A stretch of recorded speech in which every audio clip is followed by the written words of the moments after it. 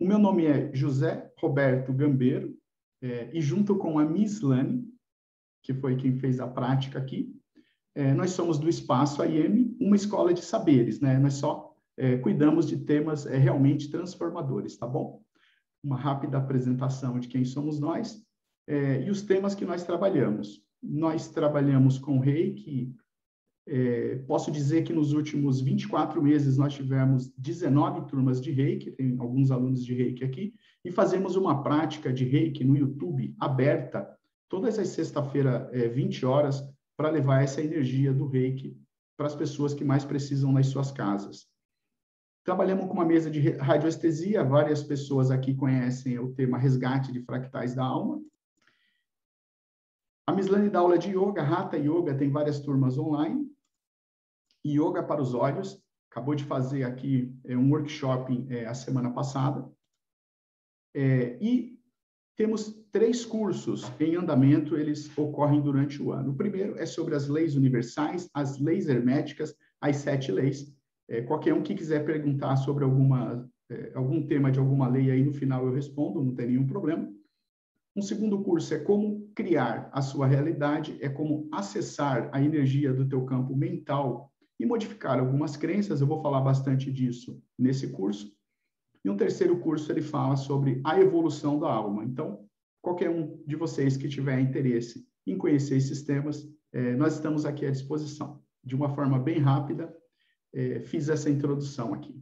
Como toda a pesquisa que eu faço antes de trazer os temas, eu trouxe aqui a figura do Bert Hellinger, é bastante conhecido, eu acredito que por muito de vocês, principalmente quem já ouviu falar em constelação familiar, e eu vou pegar, então, a história do Bert Hellinger para trazer o tema da ancestralidade de uma maneira mais competente, né? Porque eu, como um pesquisador, eu gosto de ter material de apoio para que vocês também saibam que nada do que está sendo exposto aqui tem uma base, às vezes científica, às vezes mitológica, às vezes histórica. Bom, quem foi o Bert Hellinger, né?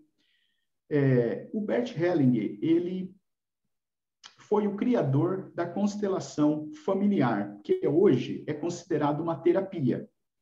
Eu queria explicar para vocês, né, como ele chegou no cuidado da ancestralidade, para depois a gente entrar direto no tema. O Hellinger, ele nasceu na Alemanha, morou na Itália.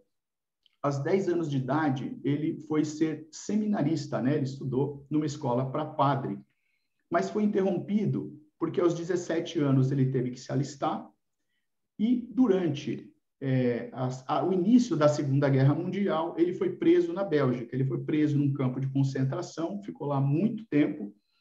Aí começa o primeiro gatilho dele, porque no campo de concentração ele via que as pessoas elas tinham os mesmos padrões, né? E ele guardou isso na memória dele.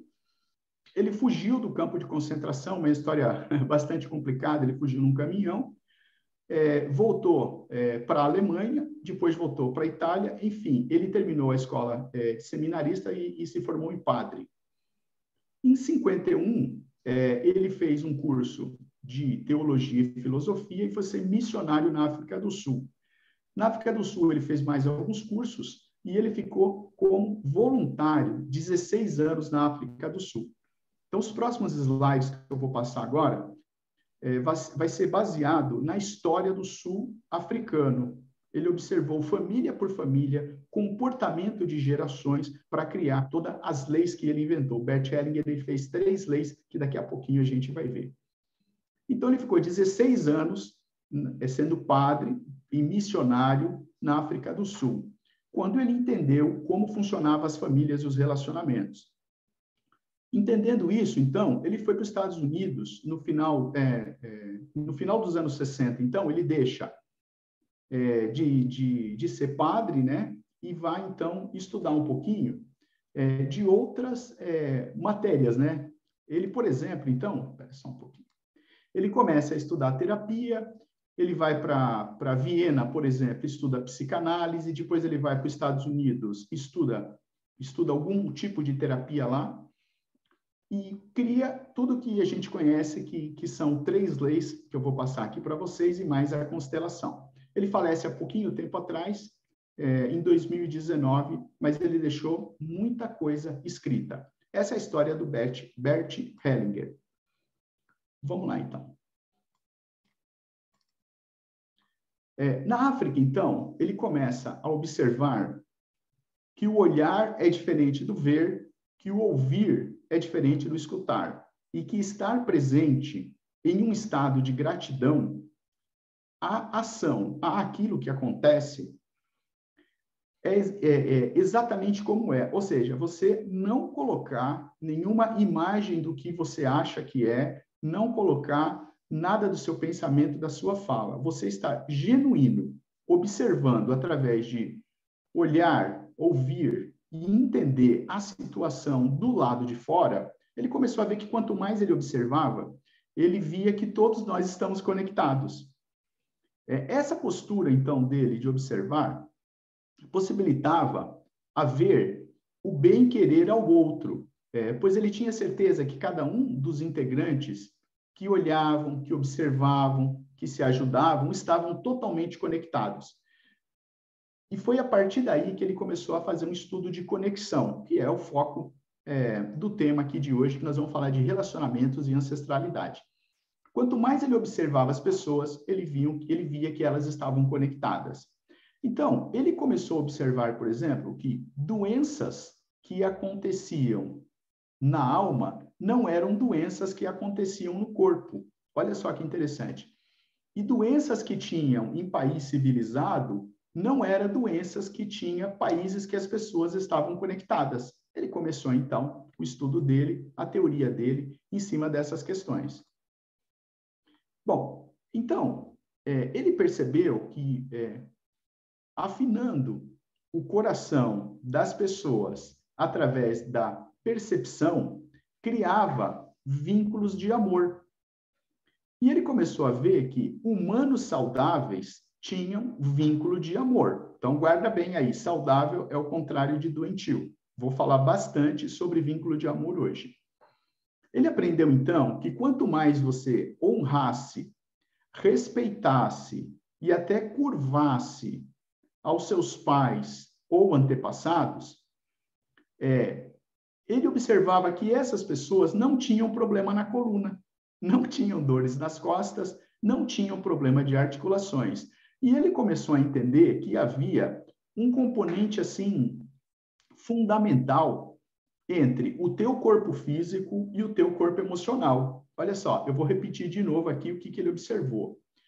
Que quem honra, respeita e até mesmo se curva aos pais e aos antepassados não tem problemas na coluna, nas costas, nas articulações. Porque ele entendia que curvar-se ao que veio antes de você significava que você está aceitando o seu destino, né? Esse é um tema que dá bastante para a gente conversar, sim, bastante. Bom, e a partir daqui, então, ele começou a observar que era possível liberar-se para cumprir o seu destino com suas habilidades e com a força dos seus antepassados. Ou seja, se você honra seus pais e honra os teus antepassados, você está preparado a cumprir o teu plano de evolução nessa vida no planeta Terra, tá bom? Bom, então, a partir daí, fazendo todas essas observações, ele escreveu 3 leis voltadas a relacionamentos e ancestralidade. A primeira lei é chamada de pertencimento, né? Vocês vão ver, todo mundo pertence a um sistema. A segunda é a lei da ordem, ou a lei da hierarquia. A terceira é a lei do equilíbrio. Vou explicar cada uma delas aqui para você. E o resumo era: pertencer a uma família, a nossa família, é a nossa necessidade básica, porque nós viemos de uma família. Esse é um vínculo que deveria ser o maior desejo de um cidadão, ele afirma. Que se você entendesse que você escolheu essa família, que você escolheu a tua ancestralidade, que você já veio antes e está vindo depois, se você entendesse que deveria honrar tudo isso, esse deveria ser o seu maior vínculo quando a gente fala, então, em evolução. Bom, ele escreveu assim, olha, a necessidade de pertencer a uma família, a uma ancestralidade, vai muito além do que nós podemos ver, né? Porque existe uma teia de conexão invisível aos olhos do corpo humano. Então, você não consegue ver que você está numa teia de família, numa teia de ancestralidade, que você pediu para vir, que você pertence a ela, e daqui a pouquinho você vai ver que você pertence a essa teia, querendo ou não querendo, sendo incluído ou excluído. Então, daqui para frente, eu vou falar das 3 leis aqui, para a gente entrar, então, nas leis sistêmicas da ancestralidade. A primeira dela, então, o Bert Hellinger traz, que é a lei da hierarquia. Olha só que interessante, né? Talvez tem pessoas aqui que nunca ouviram falar dessa lei, mas é importante para a gente entender o trâmite da ancestralidade. O que ele descreveu na lei da hierarquia? O mais velho precede o mais novo, parece ser simples. Os mais antigos vêm primeiro, por isso precisam ter prioridade sobre os mais novos. Dentro desse entendimento, os pais vêm primeiro e eles são maiores que os filhos. Se os filhos se sentem ou se posicionam como maiores que seus pais, exercendo algum tipo de autoridade sobre eles, ocorre a quebra dessa lei, a quebra desse princípio, né? Filho não pode mandar em pai, né? Gerando, então, um desequilíbrio no sistema familiar. Você deixa de fazer com que o seu pai cumpra a missão dele, que é a missão de ser pai. É importante ressaltar que nesse desequilíbrio, então, quando um filho assume a função de pai, e daqui a pouquinho você vai entender que o esposo assumir a função da mãe, o neto assumir a função do pai, está tudo em desequilíbrio, né? Cada um tem que estar no lugar que está, porque foi assim que você encarnou. Você veio para esse planeta para cumprir o teu papel. Quando você é pai, é pai. Quando você é filho, é filho. A gente não pode ter papel trocado, porque há um desequilíbrio dentro dessa lei. Bom, então é importante ressaltar que esse desequilíbrio, se há um desequilíbrio desse, que é gerado, né, por alguém, na maioria das vezes, isso ocorre inconsciente. De certo, né? O fato de você querer mandar no outro, comandar a vida do outro, ele é consciente, mas você não sabe o que você vai causar na hierarquia da família. Isso é inconsciente. Muitas vezes, se tem uma boa intenção de ajudar ou resolver algum problema, né? E por falta de conhecimento da lei, você acaba assumindo algum papel, fazendo alguma tarefa que não é tua. Essas pessoas, então, acabam tendo atitudes que invertem a ordem hierárquica da ancestralidade. Olha que frase pesada, hein? Inverte a ordem hierárquica da ancestralidade. Ok, porém, é importante você saber que não há problema nenhum de os filhos ajudarem os pais, né? Isso é até correto, né? Você estar de olho, observando, ajudando os pais, né? O que não pode ocorrer é ser superior, você querer mandar nos seus pais, né? Essa sua ação de superioridade por parte dos filhos, ela não pode ocorrer. Então, você pode ficar de olho, pode ajudar os pais, mas tem que aceitar que o pai ele está numa ordem hierárquica superior à sua. Tampouco uma atitude de exigência dos pais com relação ao filho. O pai tem que estar na função de pai, mas o filho cresce, estuda a casa, ele já tem que respeitar o filho também como um adulto. Os filhos podem ajudar seus pais desde que mantenham a consciência de respeito e a hierarquia do pai. Os pais são superiores, eles chegaram primeiro. Os pais podem receber a ajuda dos filhos? Podem, desde que essa seja consciente e de que ele não vai cobrar nada em troca. Ajuda não tem nada a ver com cobrança. Então, filhos, não cobrem nada dos seus pais por vocês estarem ajudando eles, né? Por quê? Senão, ocorre um desequilíbrio, tá bom? Eu passei com as informações principais dessas leis, mas também você pode pesquisar ou pode vir fazer um curso conosco aqui, a gente entra em detalhe. Mas a primeira lei é a lei da hierarquia. A segunda lei, então, é a lei do equilíbrio. O equilíbrio da família, da ancestralidade entre dar e receber. Existe uma ordem natural das coisas de dar e receber dentro de uma família. Se você já viu, conhece, participou, presenciou de algum relacionamento, né, em que só uma das partes doa e a outra parte recebe, você pode acreditar que aí tem um desequilíbrio. Então, podemos estar falando, então, entre relacionamentos de pai e filho, como de marido e esposa, ou até mesmo um ou outro relacionamento, assim, no serviço, mas as partes têm que ter um equilíbrio. Se somente um doa e o outro recebe, há um desequilíbrio.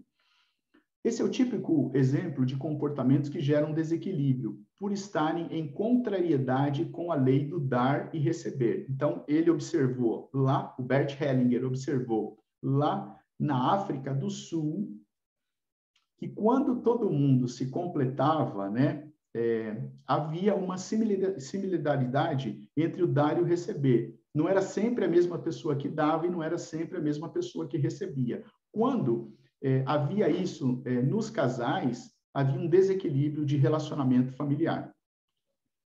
Na relação entre pais e filhos, sempre há a ordem natural, né? Os pais, eles querem dar para os filhos, mas a ordem natural é dar amor, dar educação, dar orientação, dar estudo, isso é sustentar. E sustentar é no início da vida dos filhos. Os filhos, eles devem receber o que os pais dão, sem obrigação de retribuir, né? Por que obrigação? Porque tudo tem que ser feito de coração. Ele observou, então, que as famílias que tinham esse equilíbrio de dar e receber, e que era de uma forma natural, elas avançavam muito no seu processo de evolução espiritual. E aquelas que tinham desequilíbrio, ou que as pessoas davam de uma maneira mais forçada, ou que recebia e não dava nada em troca, havia um desequilíbrio total em relacionamentos e família. À medida que os filhos, então, crescem, eles começam a se sustentar, eles podem dar atenção, amor, carinho e colaborar com os pais, mas sem perder o que nós chamamos na primeira lei de superioridade. Quem chegou primeiro foi o pai e não o filho. Essa lei, então, a lei do equilíbrio, ela vai se completar a lei anterior que nós vimos, que foi a lei da hierarquia, que são os mais antigos e maiores, né? Pois os pais, eles são mais antigos e chegaram primeiro do que os filhos. Então, no início da vida, eles começam a doar, sem querer nada em troca, né? Para os filhos que são menores, e depois os filhos vão crescendo e começam a doar para os pais, sem querer nada em troca, e assim sempre é um equilíbrio do dar e receber. Bom, o que acontece em relacionamentos principalmente casais, né? Em relacionamentos, por exemplo, não há essa necessidade da hierarquia, porque um não é pai e o outro é filho, mas tem que ter o equilíbrio do dar e receber. Deve ocorrer uma relação equilibrada. Bom, em outras palavras, quando um relacionamento entre casal somente uma parte dá e uma parte recebe, há um desequilíbrio no relacionamento. Isso afetará o futuro de um casal, porque há uma descompensação entre o dar e receber. Então, essa foi a segunda lei que o Bert Hellinger escreveu. E eu vou ler a terceira, porque somente quando você entender as três é que podemos entrar no tema ancestralidade. Terceira lei, a lei do pertencimento. De acordo com a lei do pertencimento, todos nós temos direitos de pertencer a um sistema familiar, né? Obviamente, ninguém nasceu de um ovo chocado por outra galinha, né? Todos nós nascemos de uma mãe, então temos uma família. E o Bert fala, você pertence a um sistema familiar e nunca vai poder ser excluído desse sistema familiar. Ainda que você tenha cometido algo que foi reprovado pela sua família, nada justifica a sua exclusão. Embora você seja expulso de casa, excluído do meio, você pertence àquela família. E daqui a pouquinho você vai entender como isso repercute na sua ancestralidade. Então, se por acaso alguém é excluído de um sistema familiar, os demais membros do sistema acabam sofrendo consequência por eles terem concordado com a reprovação desse indivíduo, a exclusão desse indivíduo. Então, Se você fez parte e aceitou, né, por exemplo, nem liga para a pessoa dentro desse processo de exclusão, houve também um desequilíbrio de acordo com a lei do pertencimento. E daqui a pouquinho também eu vou te falar, mesmo que você não saiba o que aconteceu há 2 gerações atrás, você traz isso dentro do teu DNA. Então, quando as leis são respeitadas e norteiam relacionamentos familiares e relacionamento de casais, existe uma harmonia e todos os membros do sistema se beneficiam com isso. Bom, então, já que nós pertencemos a um sistema, pertencemos a uma família, pertencemos a uma ancestralidade e não podemos mudar essa história, nós vamos ter que viver com ela. Então, o que a lei do pertencimento nos ajuda a entender essa situação? Pertencer faz parte de um sentido natural e a aceitação dele deveria ser uma necessidade de todo ser humano. Cada pessoa que nasce, ela está vinculada a um sistema. Por que eu grifei essa parte? Porque quando você assinou o teu contrato encarnatório para vir encarnar aqui na Terra, no Brasil, sei lá, em São Paulo, Minas, como você pode negar uma coisa que foi feita lá no plano superior? Se você concordou que você teria que vir nessa família, nessa cidade, nesse país, como é que agora você não aceita isso, né? Bom, eu sei como é que você não aceita isso, porque você não tem a inteligência, você não consegue ter a sabedoria daquilo que você combinou no plano superior.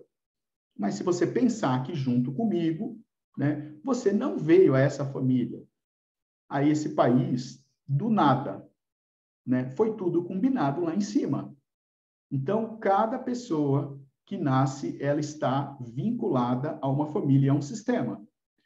Ela necessita reconhecer que é integrante desse sistema. Ela precisa respeitar o lugar que nasceu e o seu papel dentro da família, dentro da ancestralidade. Às vezes, ela tem papel de avó, pais e filho, tudo junto. Mas você precisa reconhecer o teu papel nesse momento, nessa vida. No sistema familiar, os membros, eles são únicos. Ou você é pai e filho, e depois você vai ser filho. Mas o teu pai sempre vai ser seu pai. Lembra? Quem chegou primeiro tem a superioridade. Então, no sistema familiar, os membros são únicos. E todos têm o direito de pertencer ao lugar, à família. Isso equivale a dizer que ninguém pode ser excluído. Então, agora, vamos entrar aqui no tema. Se você pertence, se você escolheu vir para aquela família, para aquele lugar, jamais pode aceitar, então, o processo de exclusão. Não importa o que aconteceu, que dificuldades a pessoa passou, jamais você pode entender ou aceitar que uma pessoa deve ser excluída da família. Todos são importantes para equilibrar o sistema. Quando ocorre uma exclusão no sistema familiar, acontece um desequilíbrio. Já falei disso também. Essa situação passa a ser vivida por um descendente. Agora você vai começar a entender um pouquinho da ancestralidade. Que o que você faz nessa tua encarnação, nessa tua geração, vai ser levado para a próxima. Olha o karma. Então, essa situação ela passa a ser vivida por um teu descendente. Sem que necessariamente ele tenha conhecimento ou afinidade com o antepassado excluído. Ele vai carregar dentro do sistema um ato que você fez. Então, aí quem trabalha aí com a mesa radiônica já começa a entender o porquê a ancestralidade do passado traz coisas para o nosso presente e o que nós fazemos hoje nós vamos levar para o futuro da próxima geração. Bom, então até agora nós vimos aqui, ó, existe uma lei em nossas vidas, a qual nos mostra que aqueles que nascem em uma família pertencem a ela, e isso não pode ser revertido em hipótese alguma. Ponto 2 aqui. Isso significa que todos que saíram ou foram expulsos de uma família, rejeitado, de nossa vida, eles não perderam seus lugares. De pertencimento, eles pertencem àquela família. Muitas vezes isso ocorre em outras gerações e o movimento de inclusão só poderá ser ajustado através de um processo de aceitação na próxima geração. Isso vale para família e relacionamentos. Então, agora eu vou entrar aqui no tema da aula de hoje, que é ancestralidade. Negamos toda a nossa história pelo desconhecimento que nós temos dessa lei, pelo desconhecimento do passado. Porém, temos que aceitar que o nosso histórico, ele vem da nossa família, da nossa ancestralidade. Temos que entender que nós não podemos mudar o que aconteceu.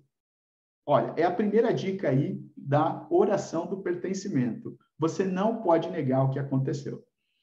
Embora muitas dificuldades ocorram na vida, embora muitas dificuldades ocorreram na vida dos nossos antepassados, esse foi o custo pago na época para nós estarmos vivos hoje. Eu tive uma sessão hoje e eu estava falando, né? Imagina que numa vida passada, tanto você como a tua ancestralidade já passaram fome, já pegaram doença, né? Peste, por exemplo. Já participaram de uma guerra, já foram escravos. Como você pode negar que a tua família não passou por guerra, por morte, por prisão, por doença, por escravidão, por bruxa, mediunidade? Como é que você pode negar isso? Não pode negar. E nem tampouco negar que você também viveu essa vida no passado.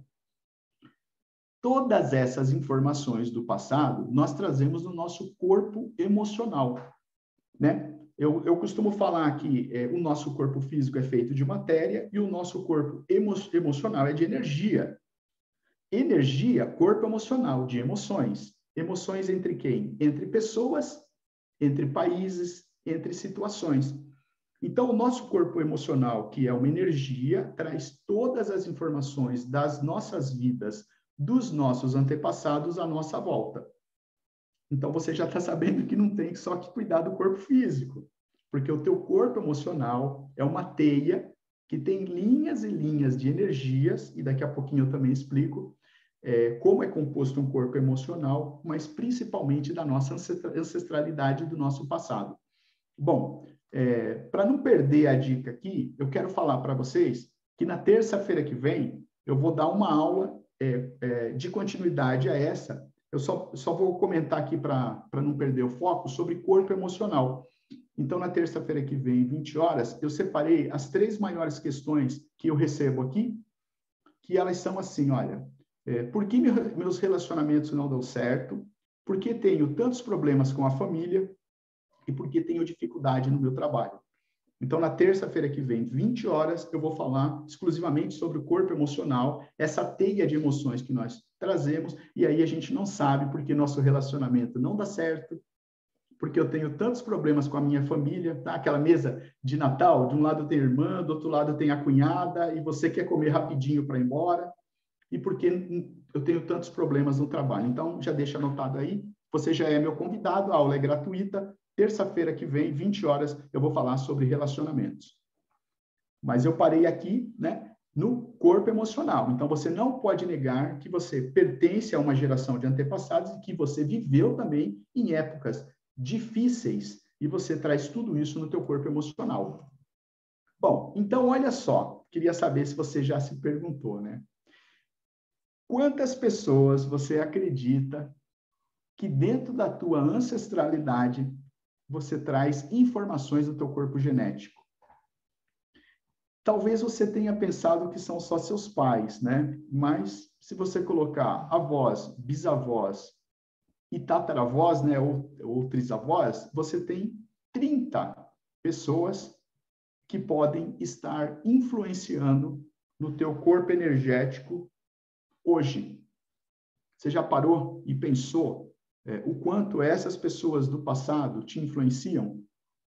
Agora, se eu contar para você que a tua geração pode ser muito maior, você já parou para pensar de quantas e quantas gerações você pode trazer influência no teu DNA? Ou ainda, se foi você, há 3 gerações atrás, que veio na tua mesma família, E, de repente, você foi o pai do teu bisavô, e educou o teu bisavô, que educou o teu avô, que educou o teu pai, e, na realidade, você que deixou todos os rastros e está se educando hoje. Cuidado quando você briga com a educação do teu pai, porque pode ter sido você que educou o teu pai lá atrás e hoje essa informação chega até você. De fato, a lei da causa e consequência, né? Você recebe aquilo que você produz, né? Então, a causa e efeito é isso. Talvez toda a educação ou toda a família que você esteja nela hoje, ele é fruto do passado que você mesmo criou tudo isso. Já se perguntou? Você já pensou nisso aqui? Bom, vamos entrar aqui no tema, então. Como é que a gente pode perdoar tudo isso que aconteceu para ficar mais leve, né? Encurtar caminho, como eu gosto de falar. É certo que pouco de nós sabemos do nosso passado distante, passado de outras vidas, passado da ancestralidade. Porém, nós trazemos influência de todas as gerações, sociedades, religiões, países, né, os quais os nossos antepassados existiram, viveram. Você já parou também para pensar que traz na sua genética, no seu DNA, memórias, que traz no seu inconsciente todas as informações do passado? E se você trabalhar no seu passado, você pode melhorar o futuro? Você consegue entender isso daí?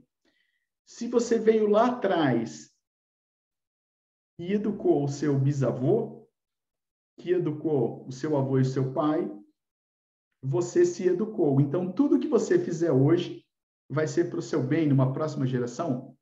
Você consegue entender que limpando o futuro, você está limpando o passado, você está limpando o futuro? Você consegue entender que o processo de cura de hoje para frente, ele começa lá atrás?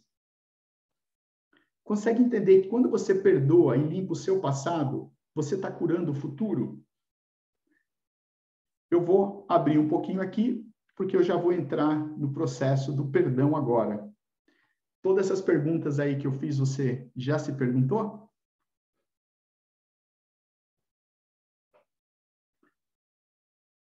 Já tinha feito essa... Se eu curar o meu passado, eu estou curando o meu futuro. Se eu limpar o meu passado, eu estou curando o meu futuro. Você já fez esse questionamento alguma vez? Bom, então você já sabe que você faz parte de uma teia, que você traz no teu corpo energético, corpo emocional, no teu DNA, uma série de coisas da ancestralidade. Você já sabe que não pode negar a tua família, a tua ancestralidade, mas nós vamos ter que começar um processo de perdão para que essa vida fique mais leve, né? Então, vamos lá. Eu vou ensinar, então, aqui para vocês uma forma de como livrar-se das dívidas do passado que você mesmo criou. É como se você estivesse entrando dentro de um processo de cocriação de uma realidade. Você vai começar, né, a assegurar que não haverá uma descompensação das tuas vidas do passado, que você traz umas manchas para essa vida e que você não sabe nem o que aconteceu no passado, mas isso está no teu corpo energético. Para o passado, então são duas práticas, hein? Para o passado distante, que é de outras vidas, e para o passado presente, que é dessa vida. Para o passado distante, nós devemos libertar-se de deveres que, basicamente, eles estão tatuados ou manchados no nosso DNA, se nós quisermos ter um futuro próspero, né? Quando a gente se comunicar com a ancestralidade, nós vamos estar protegidos por ela também, porque eles vão entender. Então, para o passado distante, nós vamos ter que conversar com a nossa ancestralidade. Para o passado presente, nós vamos ter que começar a lembrar mágoas, ressentimento, alguma coisa que aconteceu nessa vida e que está te travando.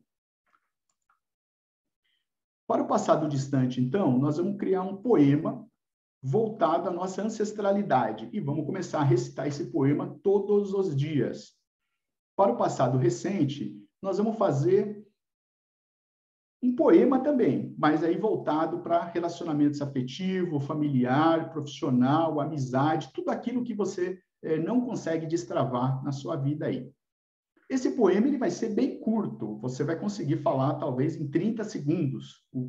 Talvez o poema aí de um passado distante, 20, 30 segundos, do passado presente, em 1 minuto, você vai fazer as suas frases de afirmações aí. Ele é individual, eu não vou poder fazer para você, porque eu não vou poder apagar aquilo que tem que ser apagado do teu passado. Eu sei como é o meu poema, e eu posso recitá-lo aqui para você. Mas o poema ele é individual, com frases bem curtas, mas bem objetivas do contexto da tua vida. Elas devem ser formuladas de uma maneira positiva para você sempre honrar a tua ancestralidade. Honra e agradece, honra e agradece. Anota aí, já é a segunda dica aí. Nunca, mas nunca reivindica, cobra ou pede alguma coisa da ancestralidade. E eu já vou te falar por quê. Quando eu dou essa aula, as pessoas perguntam assim, pô, mas se eu for entrar em contato com a minha ancestralidade, eu não estou atraindo eles para mim? Não vai vir essas almas e ficar do meu lado? Sim. Se você começar um processo de cobrança, pedir e não reconhecer, pô, é a mesma coisa que você está cobrando o teu vizinho, ele também não vai gostar de você. Mas quem é que não gosta de receber um carinho, um amor, um afeto? Então, toda vez que você for conversar com a sua ancestralidade, lembre-se de uma forma positiva, honra a tua ancestralidade. Está lá no começo do Bert Hellinger. Ele falava que famílias que honravam, se curvavam frente aos pais, tinham relacionamentos melhores. Lembra disso? Então, você lembra que você vai honrar a sua ancestralidade e toda a sua vida, desde o momento que você se lembrar até hoje. Não se esqueça, você que escolheu essa família. Bom, ancestralidade, vamos lá. Para você compor o teu poema, eu vou trazer uma dica aqui, ó. Lembra de alguém da sua família que foi excluído? Você lembra, ou você se identifica com algum sintoma, o qual mais de uma pessoa de sua família possua? Então, está se repetindo aí em gerações. Percebe em você ou na sua família que falta algo, que falta alguém? Ou você tem a sensação que sempre alguém está próximo a você? Você tem dificuldade em escolher um caminho a seguir? Você percebe sentindo-se sem um lugar que seja seu? Você não tem um canto? Você se sente assim, fora, né, da família? Houve algum aborto na família, na sua geração? Não importa se foi seu, de pais, avós. Alguns de seus antepassados prejudicou ou excluiu ou deixou de reconhecer alguém? Você pode estar fazendo umas perguntas assim. Se você não tiver nenhuma resposta afirmativa para alguma dessas perguntas, você simplesmente perdoa. Olha só, eu trouxe 3 textos aqui para a gente começar a fazer esse poema. Olha que gostoso. Se eu ou meus ancestrais lhe causamos algum mal, eu sinto muito. Por favor, nos perdoe. Teve que ser como foi. Está tudo certo. Você é o pai, a mãe, certo para mim. Nesse caso aí está falando da família, né? Por favor, me abençoe e eu sigo um destino diferente do seu. Siga em paz e eu fico bem. Eu sigo a minha vida deixando livre o que precisa ser livre. Respeito o seu destino e sua decisão. Eu respeito as suas escolhas. Eu agirei com leveza do feminino em mim, eu agirei com leveza do masculino em mim. Para quem tem o desequilíbrio aí do princípio do gênero, uma das leis universais. Aquilo que eu deixo contigo, aquilo que é seu, deixo contigo. E o que é meu, eu trago comigo, eu levo comigo. Deixo contigo o que é teu e trago comigo apenas o que é meu. Pois, te libertando, eu me liberto também. Então, você pode construir a tua frase para os teus ancestrais. Por exemplo, eu faço assim, pai, mãe, avós, bisavós, tataravós. Muitas vezes eu coloco assim, primos, tio. Entendo todo o sofrimento que vocês tiveram e honro muito. Se estou vivo hoje, foi graças a todo o esforço de vocês em outras gerações. Entendo que vocês sofreram, mas gostaria de deixar com vocês o que é de vocês e trazer comigo apenas o que é meu. pois libertando vocês, eu me liberto também. Olha, eu acho que isso dá 15, 20 minutos. Então, por isso que eu estou falando, você pode fazer teu poema de se libertar daquilo que a ancestralidade deixou para você, entendendo, honrando, pedindo para eles ficarem com o que é deles e você ficar apenas com o que é teu. Essa é a primeira dica aí desse poema que você vai construir hoje à noite ainda, né? Olha só, com relação a relacionamentos. Você lembra de alguma situação que você brigou, ignorou, rompeu com alguma pessoa? E aí pode ser amigo, pode ser namorado, pode ser alguma pessoa do serviço, relacionamentos. Lembra de algo que você falou e o outro não gostou? Como assim, ó, some da minha frente, nunca mais quero te ver? Gerou um fractal, uma linha de energia negativa. Lembra as promessas e votos que você fez e depois deixou de cumprir? Como, vou te amar para sempre, nunca vou te deixar, nunca vou te largar. Quem nunca falou isso, né? Alguma desobediência com pais, avós que gerou remorso? Sabe quando a mãe fala assim, olha, se você chegar depois das 10, você não entra dentro de casa, vai dormir na rua. Então, assim, durante a nossa vida inteira, os nossos relacionamentos foram tumultuados.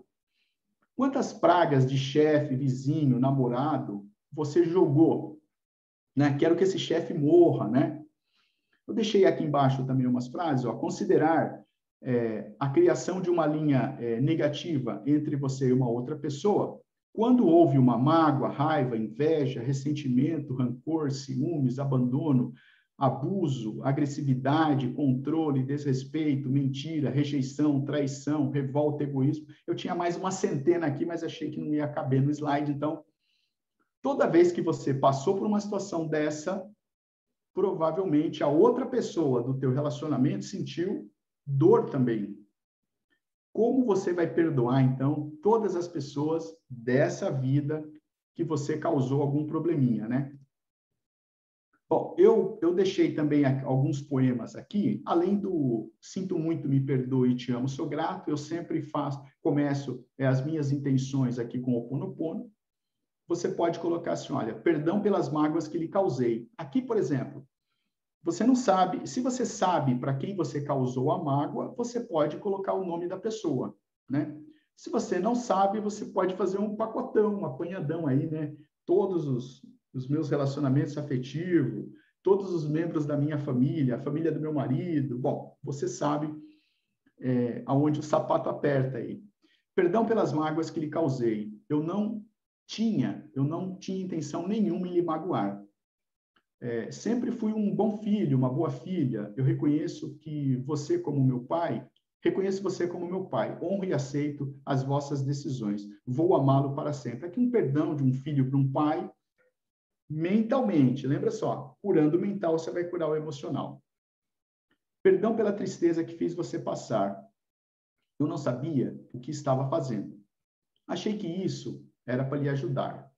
Mas hoje reconheço que não sabia o que eu estava fazendo.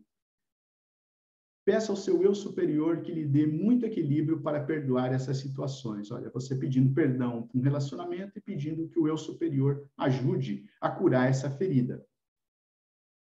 Diante das linhas emocionais que temos, somente o amor incondicional pode estar presente. Todos os outros sentimentos devem ser entregues ao centro da Terra. Portanto, deixo contigo o que é teu e trago comigo apenas o que é meu. Pois te libertando, eu me liberto também. Aqui de um relacionamento, você teve um relacionamento com uma pessoa, brigaram, terminaram, mas existe uma mágoa. Olha só que oração legal para você romper essa linha de energia negativa. Diante das linhas emocionais que temos, eu não falei para você que a nossa teia emocional é formada por linhas? Então, diante dessa linha emocional que nós temos, somente o amor incondicional pode estar entre a gente. Então, ciúme, raiva, inveja, todos os outros sentimentos devem ser entregues ao centro da Terra. Dessa forma, então, eu deixo contigo o que é teu e trago comigo apenas o que é meu. Pois te libertando, eu me liberto também. E aí você vai fazendo o teu poema, recitando aí todas as noites, e você vai limpando também essa linha de energia dessa vida e com ancestralidade de outras vidas. Bom, então, você aprendeu que dentro do exercício da lei do pertencimento, você tem que honrar a sua ancestralidade E se você quiser ter uma vida mais leve nessa vida, há também a perdoar todas as situações dessa vida, as quais houver um rompimento de relacionamentos. O que eu quero trazer aqui para vocês, então? Olha só, você entendeu hoje aqui, ó. O corpo físico é feito de matéria, o corpo emocional de emoções, as quais são linhas de sentimento entre duas pessoas ou ambiente, aonde essas linhas elas podem ser saudáveis ou doentia, e essas linhas de emoções, elas podem ser dessa vida ou de outra vida. Então, não adianta perdoar só uma parte, já que vai fazer a limpeza, perdoa dessa vida e de outra vida, e eu deixei uma série de emoções do que é considerado, então, uma linha negativa aí para vocês. Esse é o corpo emocional. Mas se você quiser curar o corpo emocional, você vem para o corpo mental. Eu expliquei para você também. No corpo mental tem as nossas crenças, que nos ensinam e que nos limitam. Infelizmente, nessa vida, nós só tivemos ensinamentos racionais pelo homem, nós não tivemos ensinamentos intuitivos, por exemplo. Então, tudo que você tem no teu campo mental foi ensinado pelo homem. Então, muita coisa que existe no plano mental, você desconhece. Já pensou se você conseguisse acessar o teu campo mental e mudar uma crença? Você curaria o corpo emocional também.